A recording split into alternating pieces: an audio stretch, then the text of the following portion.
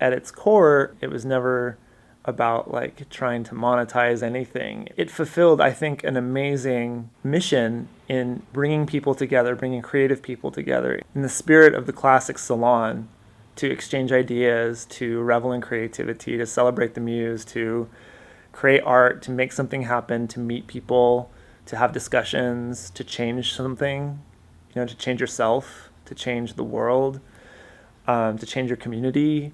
And these things all happened. I really do this for the artists. They want me to do it. They ask me to do it. They come.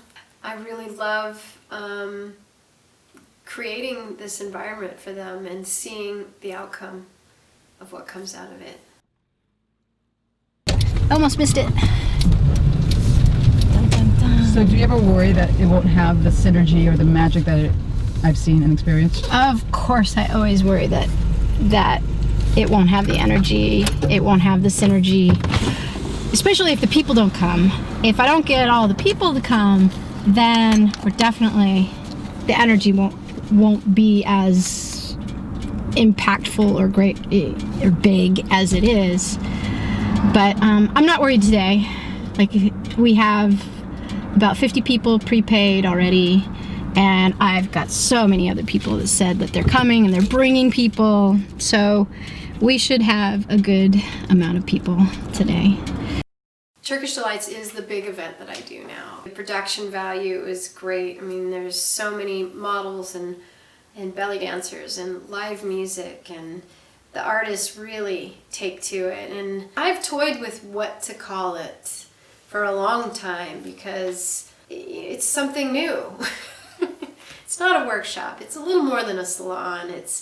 It's closer to a speakeasy, but a speakeasy you think of, people drinking, but it's not that. It's everything.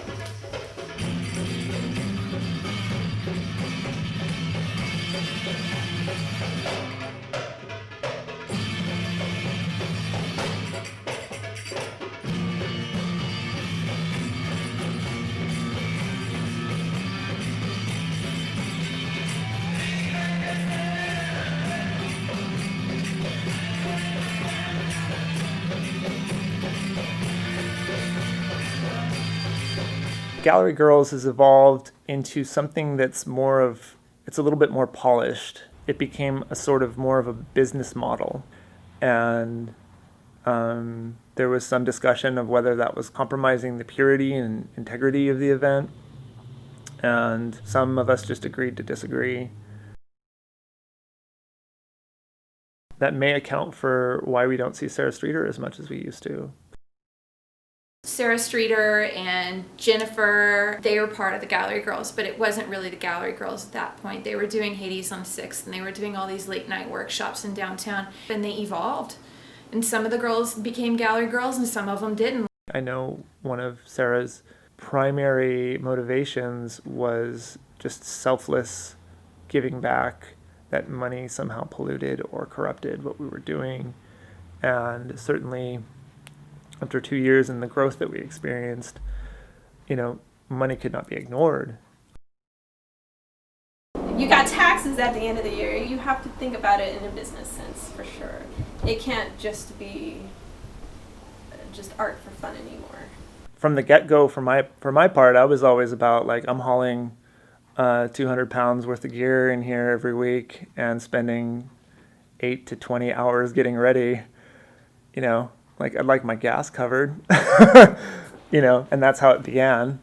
And then at a certain point, when we were generating income, myself and the art models, rightly so, wanted to be compensated for it.